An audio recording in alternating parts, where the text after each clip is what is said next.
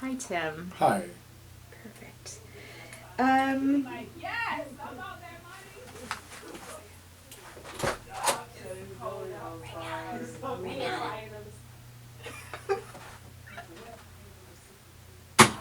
Okay, sorry.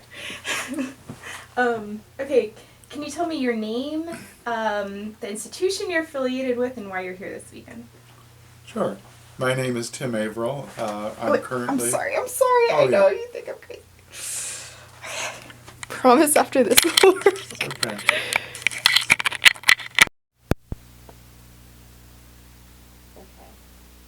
Still hear you. Okay, I hope you You're do. perfect. All You're right. perfect. All right, go ahead. And are you recording? I am recording. That's great. So my name is Tim Averill. I'm actually currently with the Waring School from Beverly, Massachusetts. And for about 35 years before that, I was with the Manchester High School, also in Massachusetts. I'm here at the Barclay Forum. I think this must be about my 30th Barclay Forum, and I've always enjoyed coming here. I regard the Barclay Forum as a chance to get a little bit of professional renewal for myself, a reminder of what we're all doing here in the debate activity, a chance to be together with a lot of friends, and a chance for my students to compete against some of the very best kids in the country.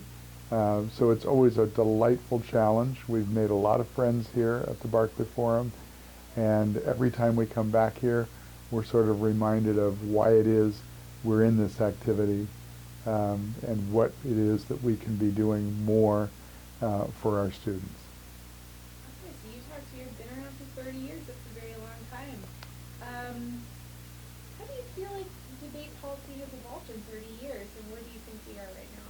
Well, it's been a huge change in debate because I've really been in debate for about 45 years. I started my debate career in Topeka, Kansas as a high school debater at Topeka West High School, and the years were 1962 to 1965. And then after my college years, I started a debate program in Manchester in 1971. We really only began coming to the Barclay Forum in the mid-1980s. So I've been involved in debate pretty much all of my life. The reason I wanted to start debate in my high school at Manchester was simply that debate was the single best college preparatory activity that I ever had in high school. And I knew that if I gave this opportunity to students, they would excel not only in their other high school classes, but also they would have a greater chance of getting into college, and they would have a lot of the skills that they'd need post-college. And that was my initial motivation, was really to just try and have the kids in very small schools where I taught. In the public school, we graduated a little under 100 kids a year. In my current school, we graduate 22 kids a year. These were very, very small talent pools. And it's important for kids in a small talent pool to realize that nationwide, there are lots of other kids very much like they are. And if they can meet those students and form some friendships even while they're in high school, they'll see that they have some of these friends for life. And so we've had a lot of great marriages on our debate team, but we've also had a lot of people who have made friends that they continue to see based on the experiences they've had in debate. The other thing that was really wonderful, because I come from the North Shore in Massachusetts, it is not a very diverse community where I teach. And for a lot of my students, their experience of students from other backgrounds was very, very limited. And debate has taught them that the students that they only previously had read about or were vaguely aware of were not only absolutely awesome debaters, but could become friends that they would know and have some real experience with each other. And I think that's been one of the real benefits for our students in this program, is just to see how many flavors of talent there are around the country. And that's best exemplified, frankly, at the Barclay Forum, which has taken such a leadership role over the years. This kind of continues into my next question. What is unique about the BFHS? And a similar question, what does it mean to be a kid coach? Well, what's unique about the Barclay Forum? I think my memory is that early in the 1980s, a friend of mine, Greg Varley, and another fellow coach, Les Phillips, told me, Tim, there's a tournament you really need to go see. It's down south. It's a trip to Atlanta, but it'll be worth it.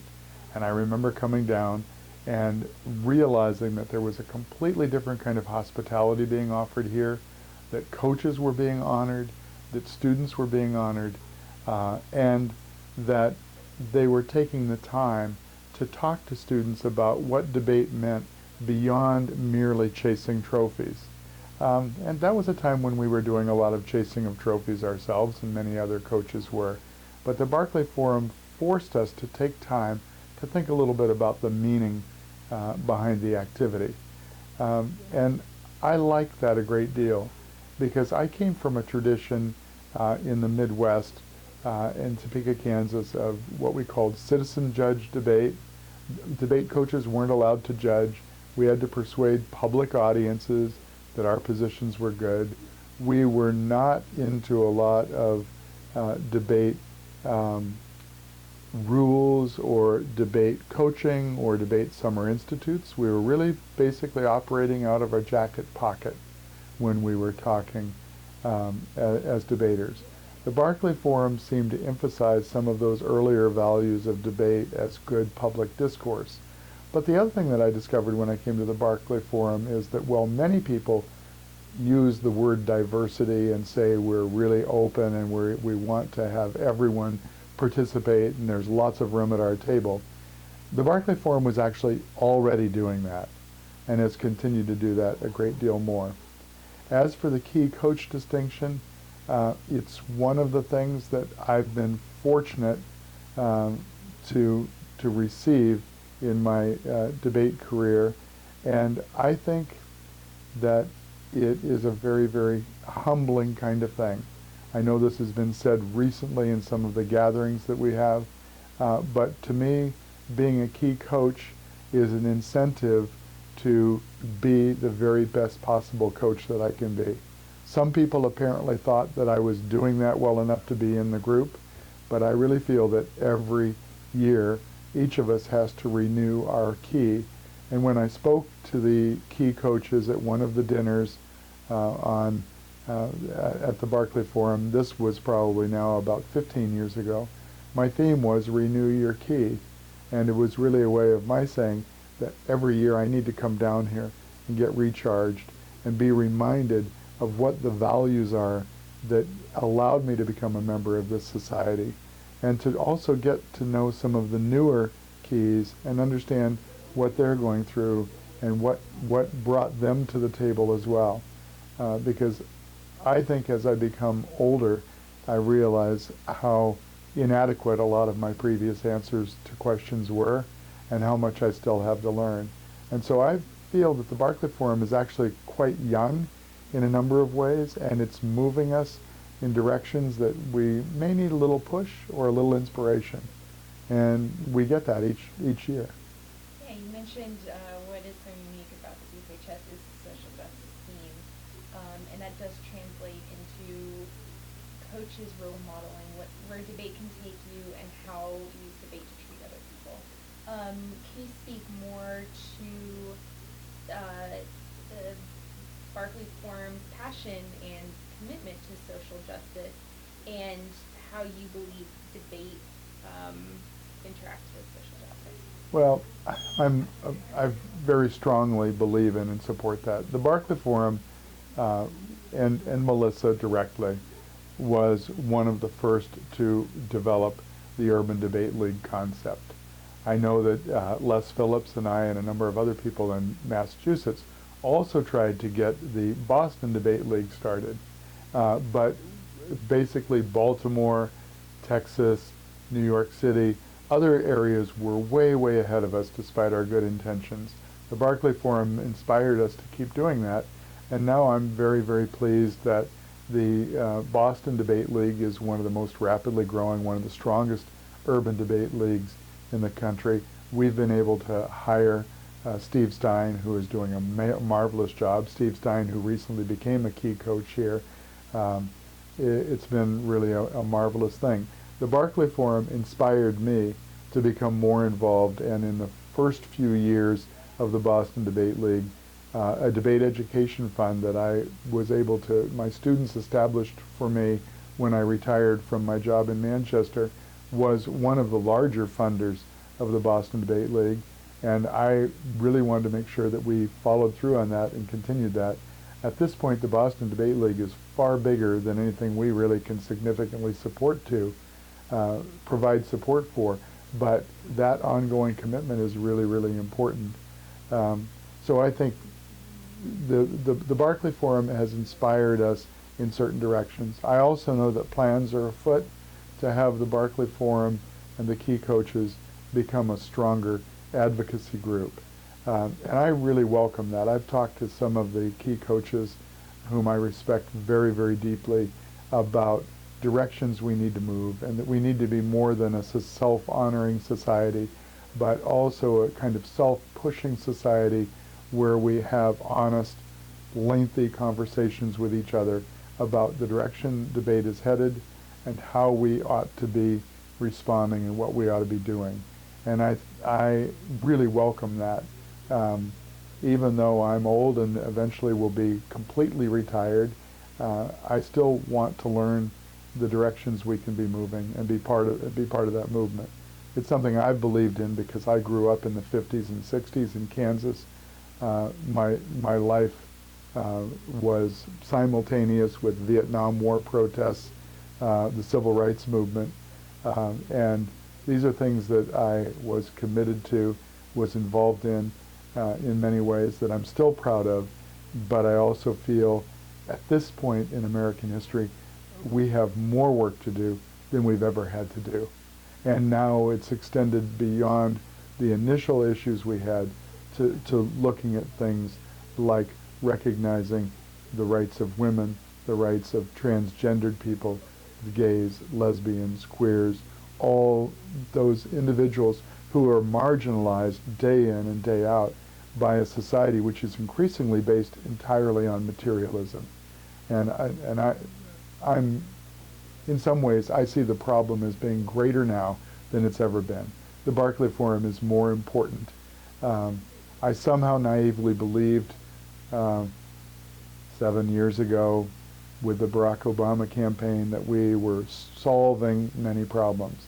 I think what's happened is that we've essentially now recognized just how deep those problems are. And I think the Key Coach Society needs to be involved in that. And the first way it needs to be involved is by having a conversation within itself about where we all stand and how we treat each other. Just a couple more questions.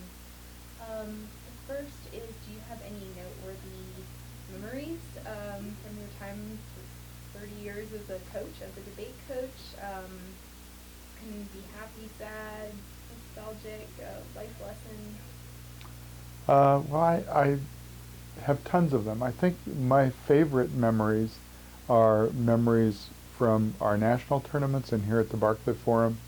And there was a point at which I realized that it was important for me to give the kids opportunities to be social as much as to be successful and be competitive. So in the years when we were most pursuing national recognition and success, we had dinners with lots and lots of teams. I used to bring my bocce balls to every single tournament, including the Barclay Forum, and we would get together with other teams and play bocce in the pairing time between rounds. We would go out to dinners with the other teams. We went to amusement parks, minor league baseball games, and a lot of other things that got us together socially with other teams. And I think that building in that kind of time to debate tournaments would be a really, really good idea. You're going to get this many great young people together. You want to make sure that they have time to eat dinner together or to experience even something like an amusement park. One of my favorite memories is having a lot of coaches in 1987 tell me that my team was very, very good and we should be prepping right before the tournament. And on Sunday night, we and a couple of other teams went to Kings Island Amusement Park and rode roller coasters on Sunday before NFL started. And we still did pretty well at the tournament. And I really believe strongly that kids need to be together, doing some things as kids, and then also, when they get in the round, debating as well as they possibly can, working very hard. Um, I think this may be somewhat the perspective of someone at the end of a career who realizes that no one really is going to care too much about what round they won or what round they lost, but people will remember what kids did they hang out with, what did they do, how did they begin to identify who they were as people. And so, I think that's what the Key Coach Society wants to emphasize. I think we need to give permission for that, and I am in large part inspired by a speech that we just heard last night, 2015, from our Key Coach presenter, Tracy McFarland, who talked to us about just exactly those kinds of things. Let's get together, be people with each other as coaches, but also allow our kids to be people with each other. Because a lot of the directions we're going in debate right now, we are trapped by the format of the debate itself. None of this is original with me. It comes from a great speech I just heard last night, but it expressed the way I've felt for many years. Do you have any last parting words, any messages to Melissa, your debaters, other coaches? I think Melissa knows as well as anybody could possibly know how much respect I have for the Barclay Forum for high schools. She often tells the story, and I recall the story very well, of the tournament that was ice stormed out. It was the year that we got the tournament started. Ice storms came. Everything had to be canceled. And I think that year when we all hung around and played bocce in the hallways of the Marriott Hotel, we all ended up having a good time together, but we missed the ceremony. We missed the ritual. And even to this day, although I'm trying to have my kids be competitive, we make sure we go to the opening assemblies. We make sure we attend the concluding assemblies, and we celebrate and hear what others are doing. I hope that the Barclay Forum will continue to make the tutorials on Sunday such a public and important thing.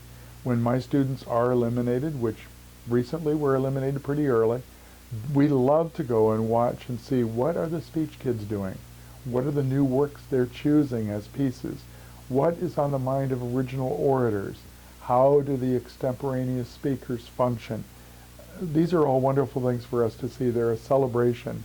So we regard this as an opportunity to compete, of course, but also an opportunity to celebrate the so many facets of talent that we have here. And I've been moved by last year hearing Dr. Bernard Lafayette speak. One of the last of the people who could speak to us is somebody who, as a young man, marched with Martin Luther King. Kids have a chance to come here and hear living history, hear from people that really went through these experiences. It's a marvelous tournament. You just can't get as much anywhere else. So I do really, really enjoy coming here. Even though I'm trying to run a very small local program right now in a very small school, we've all of a sudden found ourselves coming back here to be part of this because we can't get it anywhere else. Thank you very much. You betcha.